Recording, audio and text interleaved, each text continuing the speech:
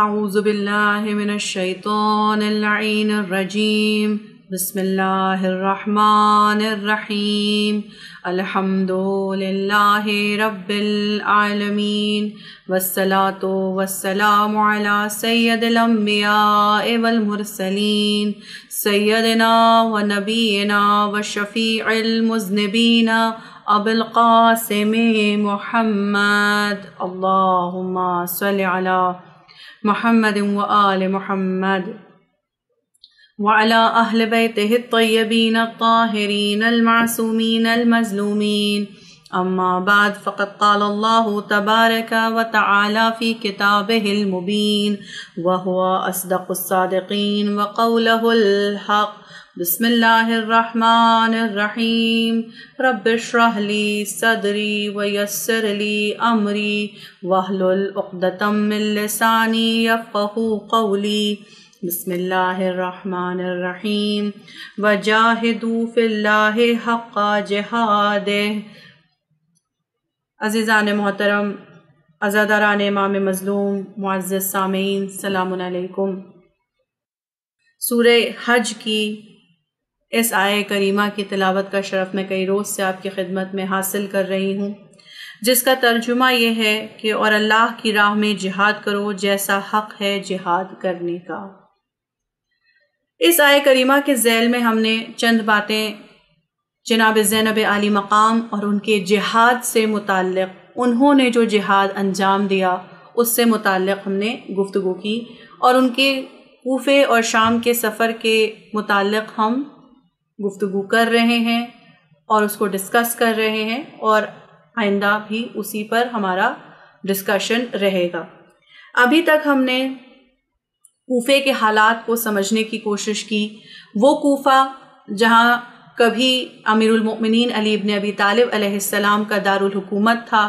جناب زینب و ام کلثوم وہاں شہزادیوں کی حیثیت سے تھیں، اور اس کے بعد ایک وہ وقت آیا کہ جب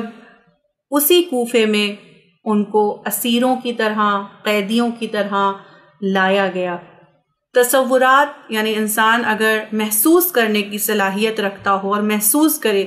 کہ جس جگہ پر انسان اتنا باعزت رہا ہو، جہاں پر وہ شہزادیوں کی طرح رہا ہو، اس جگہ پر جب اسے قیدیوں کی طرح لایا گیا ہو، اس کی تشہیر کی جائے، اس کا تماشا بنایا جائے، تو تصور کی نگاہ شرط ہے کہ اس شخص کے لیے کتنی باعث اذیت اور باعث تکلیف یہ بات ہے۔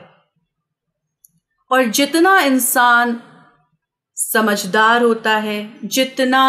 انسان علم رکھتا ہے، جتنی معرفت خداوندی رکھتا ہے، اتنا ہی زیادہ وہ حساس، اتنا ہی زیادہ وہ سینسٹیو ہوتا چلا جاتا ہے۔ تو ہم تصور بھی نہیں کر سکتے کہ جناب زینب کی حساسیت کہاں پر ہوگی، اور آپ کے لیے کوفے اور شام کے بازار میں بے پردہ جانے کی کیا حیثیت ہے، اور آپ کن اذیتوں سے گزری، کن تکلیفوں سے گزری جب آپ کو کوفے کے بازاروں میں پھرایا گیا، جب آپ کو دربار ابن زیاد میں پیش کیا گیا، تو آپ کے لیے کتنی اذیت کی بات تھی۔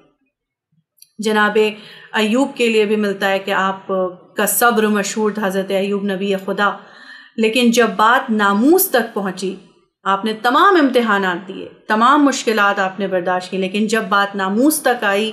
تو آپ برداشت نہیں کر سکے کہ پروردگار بس اب اس سے آگے میں امتحان نہیں دے سکتا۔ آپ چوتھے امام اور امام حسین علیہ السلام کی عظمت دیکھیے کہ انہوں نے اتنی بڑی قربانی دی، اتنی بڑی قربانی، یعنی چوتھے امام کے لیے زیادہ، یعنی آپ کے بابا کا سر جدا کر دیا گیا، آپ کے پورے خاندان کو ختم کر دیا گیا، لیکن چوتھے امام کے لیے جو باعث اذیت بات تھی، یعنی جو ان کے لیے ان کے برداشت کے امتحان لے رہی تھی، جو ان کے صبر کا امتحان لے رہی تھی، وہ اہل حرم کی بے پردگی تھی۔ یہی ہمارے لیے ایک مثال ہے۔ ہم خواتین کے لیے، میں خواتین سے اور سب سے مخاطب ہوں کہ ہم مرد ہو یا عورت ہو، اللہ نے مرد کے لیے بھی حجاب رکھا ہے اور عورت کے لیے بھی حجاب رکھا ہے۔ مرد کا حجاب یہ کہ وہ اپنی نگاہوں کو نیچا رکھے، اور عورت کا حجاب یہ کہ وہ اپنے آپ کو ڈھانپ کر رکھے۔ اگر ہم غور کریں تو ہمیں یہ میسج جناب زینب کے اس سفر سے اور اس کردار سے ملتا ہے کہ آپ نے کس طرح سے اپنے حجاب کا تحفظ کرنے کی کوشش کی، کس طرح سے آپ کے لیے اذیت کا باعث تھا، تو ہم اہل بیت کے چاہنے والوں، جناب زینب کے ماننے والوں کے لیے حجاب کی کتنی اہمیت ہونی چاہیے۔ میں یہ لمحہ فکریہ آپ کو دے رہی ہوں، آپ غور کریں اور آپ اس بات پر فکر کریں۔ اور یوں تو ہم جتنی بھی جناب زینب پر گفتگو کریں، میں تو چند نکات، چند باتیں آپ کی خدمت میں، ظاہر سی بات ہے مجھے ایک لمیٹڈ وقت میں، ایک لمیٹڈ ٹائم میں آپ کو کچھ باتیں پیش کرنی ہیں، اور میں نے کچھ اینگلز، کچھ نقطۂ نظر پیش کرنے کی کوشش کی ہے، لیکن جناب زینب کا کردار اس سے کہیں زیادہ ہے، اس سے کہیں زیادہ عظیم ہے، اور ہم جتنا زیادہ غور کریں گے، یعنی میں خود بھی جب اس موضوع پر دوبارہ غور کروں گی، جب دوبارہ اس پر اسٹڈی کروں گی، تو مجھے اور زیادہ سمجھنے کو ملے گا، آپ کے کردار کے اور پہلو جاننے کو ملیں گے،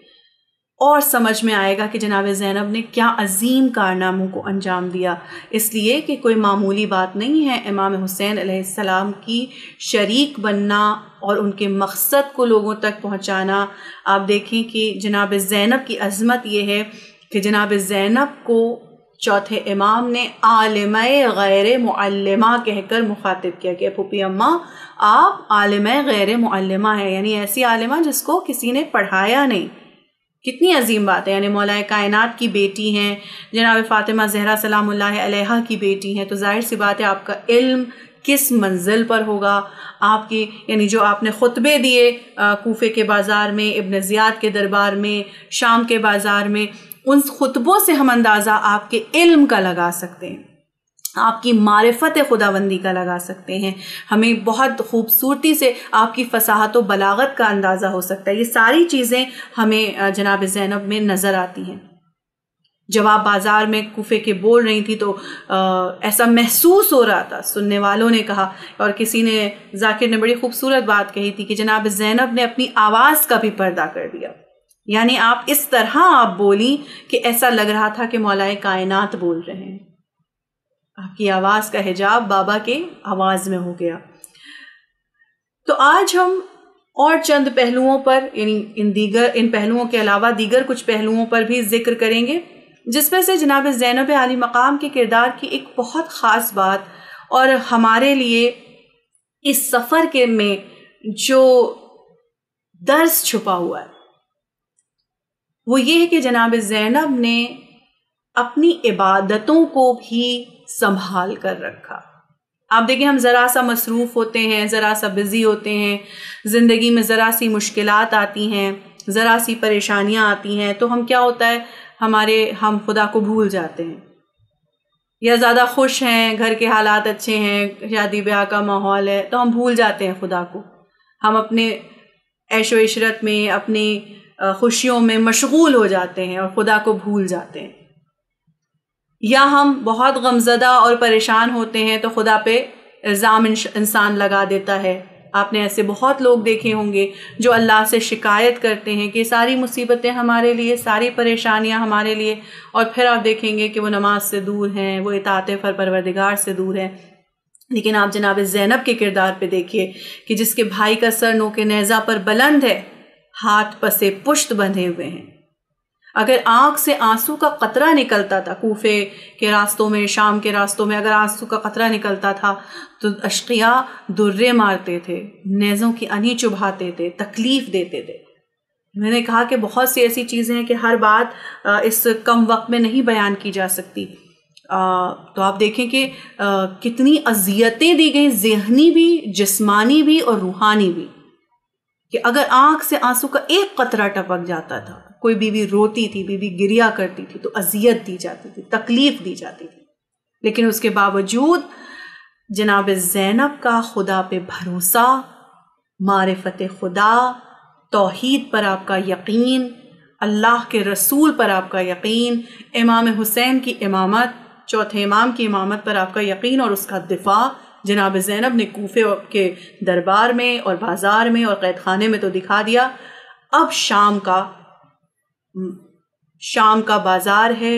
یزید کا دربار ہے، اور جناب زینب کو جس طرح کوفے کو فتح کیا اسی طرح شام کو فتح کرنا ہے۔ امام فرماتے ہیں کہ میری پھوپھی کی سفر میں بھی تہجد کی نماز بھی قضا نہیں ہوئی، یعنی نماز شب تک جناب زینب کی قضا نہیں ہوئی. اونٹ کی پشت کے اوپر آپ نماز پڑھا کرتی تھی. امام حسین نے آپ سے وصیت کی تھی کہ میری بہن زینب مجھے نماز شب میں یاد رکھنا. آپ تصور کیجئے کہ جناب زینب نے جب ان کی سفر میں نماز شب قضا نہیں ہوئی تو کیا شام غریبہ میں نماز شب نہیں پڑھی ہوگی؟ کیا شب عاشور نماز شب نہیں پڑھی ہوگی؟ لیکن آپ سوچیں کہ جب شب عاشور نماز شب پڑھی ہوگی اور کہا ہوگا اللہم اغفر لحسین، تو جناب زینب کے کیا تاثرات رہے ہوں گے. اور اس کے بعد جب شام غریبہ کے سناٹے میں آپ نے کہا ہوگا اللہم اغفر لحسین، تو اس وقت آپ کے کیا احساسات ہوں گے. لیکن آپ کی نماز کہیں ترک نہیں ہوئی، آپ نے اپنی نماز کو کہیں نہیں چھوڑا، یہاں تک کہ زندان شام میں کمزوری کا یہ عالم تھا کہ جو کھانا پینا آتا تھا اتنا قلیل تعداد مقدار میں آتا تھا کہ بچے بھوکے رہ جاتے تھے، تو اکثر اپنے حصے کا کھانا، اپنے حصے کا پانی بی بچوں کو دے دیا کرتی تھی. اتنی کمزوری ہو گئی کہ آپ بیٹھ کر نماز پڑھ رہی تھی. تو امام نے حیرت کا اظہار کیا کہ پھوپھی اماں بیٹھ کر نماز پڑھ رہی. اب یعنی یہ صرف تصورات سے اس کا تعلق ہے. آپ سوچئے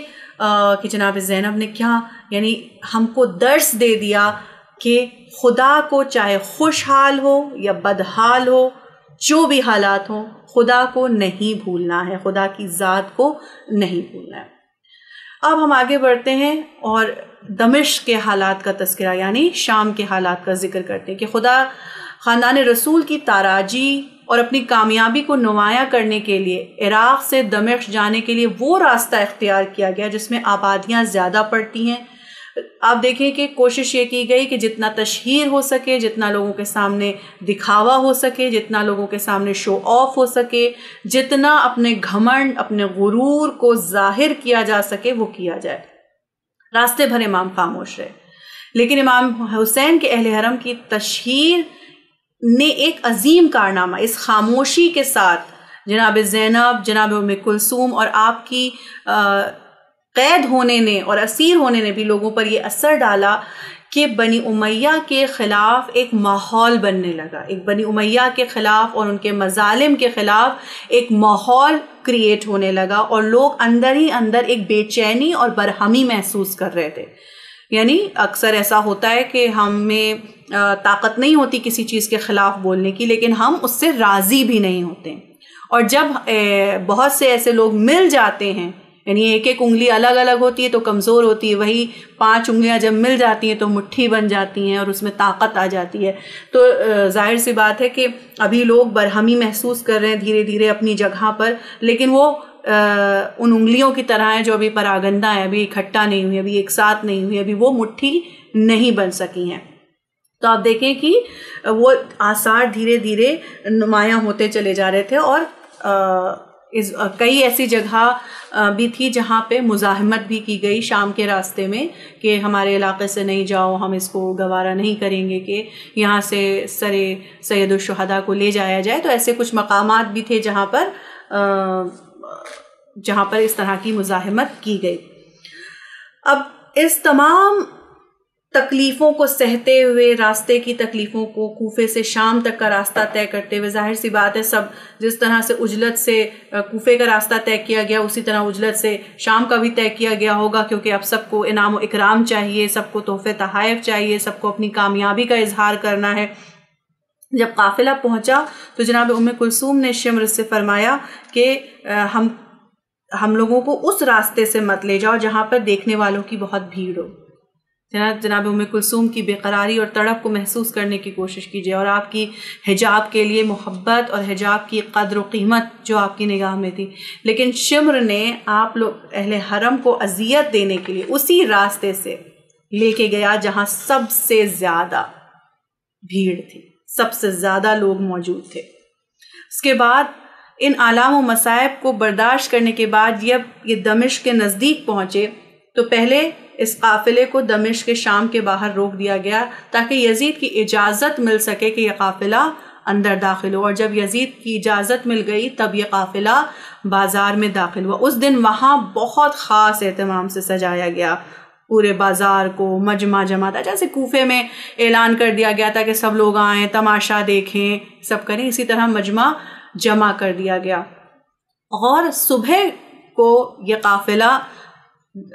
یعنی داخل ہو چکا تھا شام کے بازار میں، اور زوال کا وقت گزر گیا، لیکن یہ قافلہ ابھی دربار کے اندر داخل نہیں ہو سکا۔ جب بازار سے قافلہ گزر رہا تھا تو ایک شخص آگے آیا اور اس نے اپنے حساب سے جناب مولا ہمارے چوتھے امام کو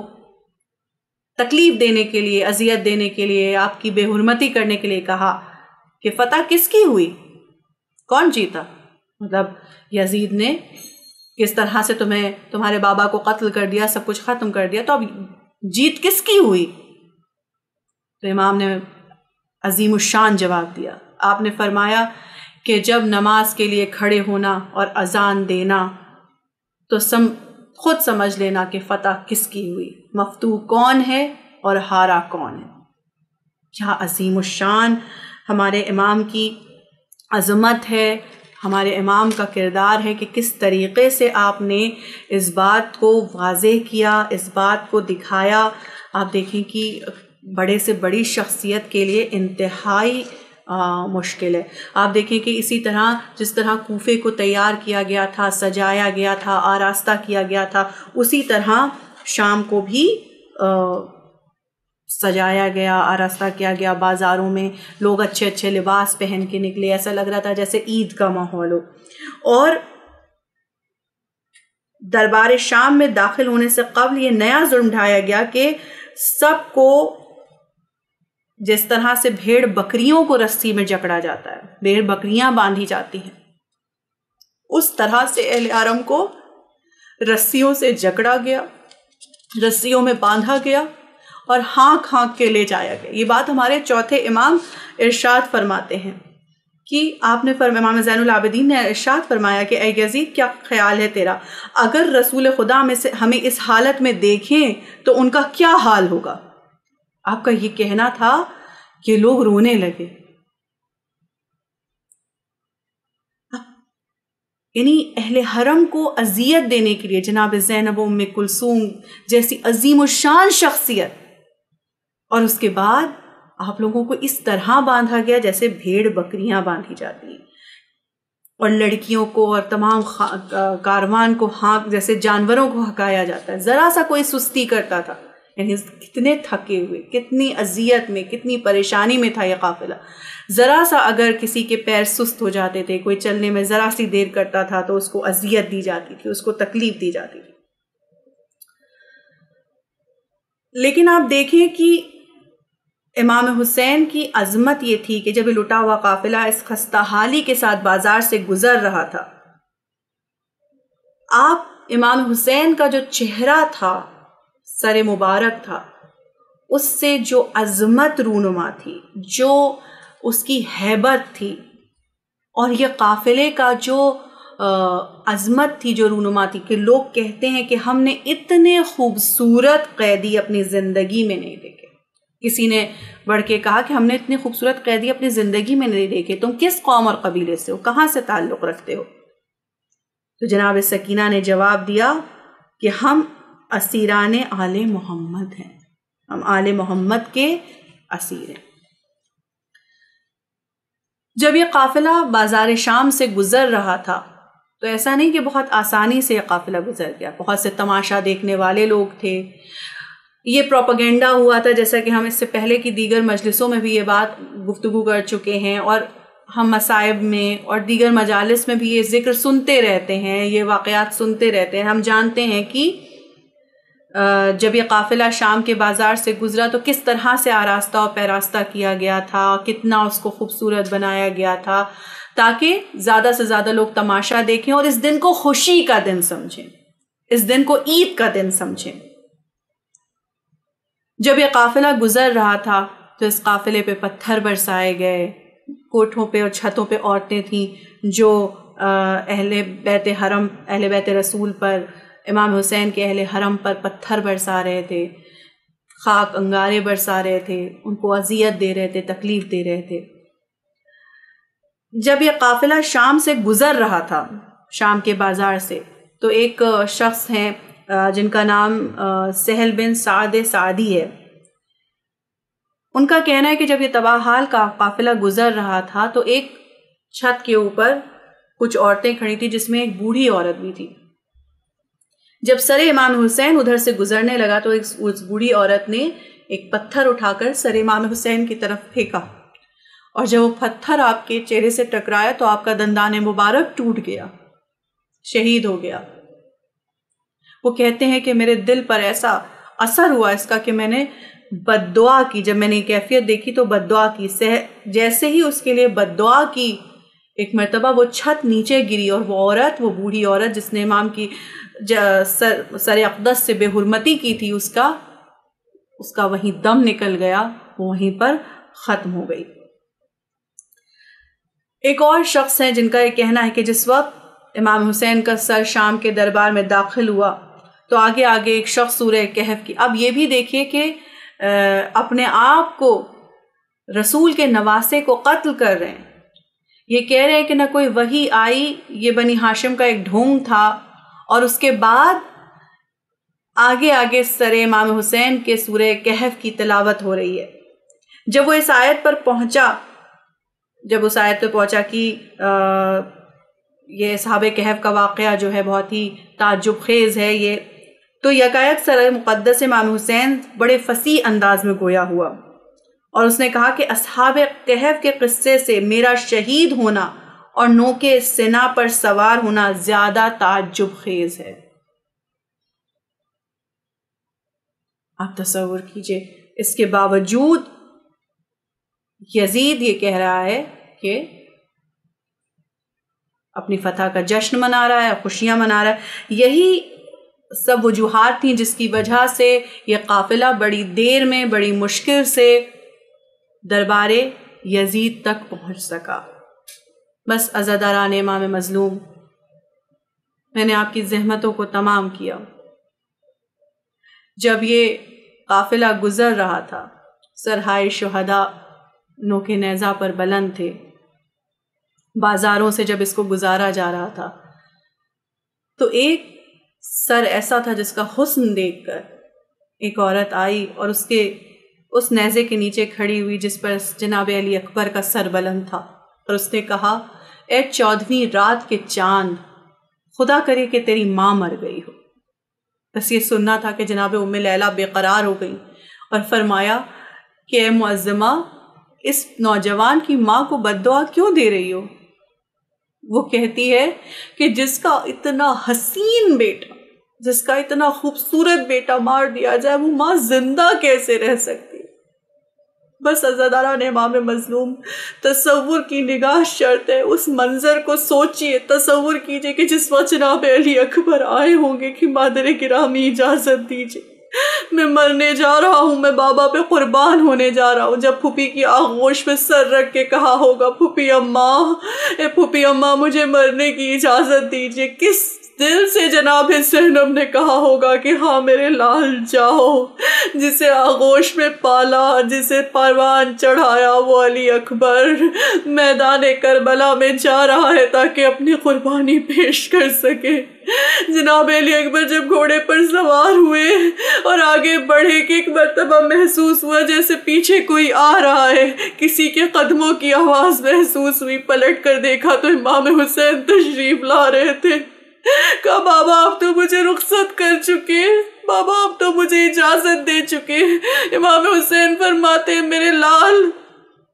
اگر تم صاحب اولاد ہوتے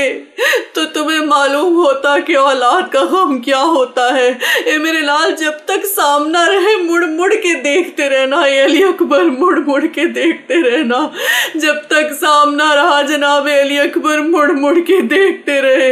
عظیم الشان جنگ کی جب گھوڑے سے زمین پر تشریف لائے، آواز دی، یا بتاؤ علیکم من السلام، بابا میرا آخری سلام قبول کیجئے. گویا یہ کہہ رہے تھے کہ بابا اب صبح سے لاشیں اٹھا کر تھک چکے ہیں، بابا آنے کی ضرورت نہیں، بس سلام قبول کر لیجئے. یہ بیٹے کی باپ سے محبت تھی کہ امام حسین سے فرما رہے کہ میرا سلام آخر قبول کر لیجئے. لیکن کیا یہ ممکن تھا کہ علی اکبر گھوڑے سے گر جائیں اور حسین ان تک تک نہ جائے۔ امام حسین ٹھوکریں کھا رہے تھے دشت بلا میں، اے علی اکبر آواز دو، اے علی اکبر آواز دو کہ کہاں ہو۔ جناب علی اکبر کے جب نزدیک پہنچے تو جس طرح چھوٹے بچے گھٹنیوں کے بل چلتے ہیں، امام حسین خود کو کھینچتے ہوئے جناب علی اکبر تک پہنچے۔ خدا کسی باپ کو وہ وقت نہ دکھائے جو امام حسین نے دیکھا۔ باپ کی نگاہوں کے سامنے جوان بیٹے نے دم توڑ دیا۔ انا للہ و انا الیہ راجعون۔ انا للہ الا لعنت اللہ علی القوم الظالمین وسیعلم الذین ظلموا ای منقلب ینقلبون۔ بار الہ ہماری اس مختصر سی عزا کو قبول فرما لینا، ہمارے آنسوؤں کو رومال فاطمہ زہرا سلام اللہ علیہا میں جگہ عنایت فرمانا۔ بار الہ جو بیمار ہیں ان کو شفائے کاملہ دے دے، جو بے اولاد ہیں ان کو صاحب اولاد کر دے، جو بے روزگار ہیں انہیں روزگار عطا کر دے۔ بار الہ ہمارے وقت کے امام کے ظہور میں تعجیل فرما، ہم کو ان کے اعوان اور انصار میں شمار فرما۔ بار الہ تو ویسا ہی رب ہے جیسا ہم چاہتے ہیں، ہمیں ویسا بندہ بنا دے جیسا تو چاہتا ہے۔ ربنا تقبل منا انک انت السمیع العلیم۔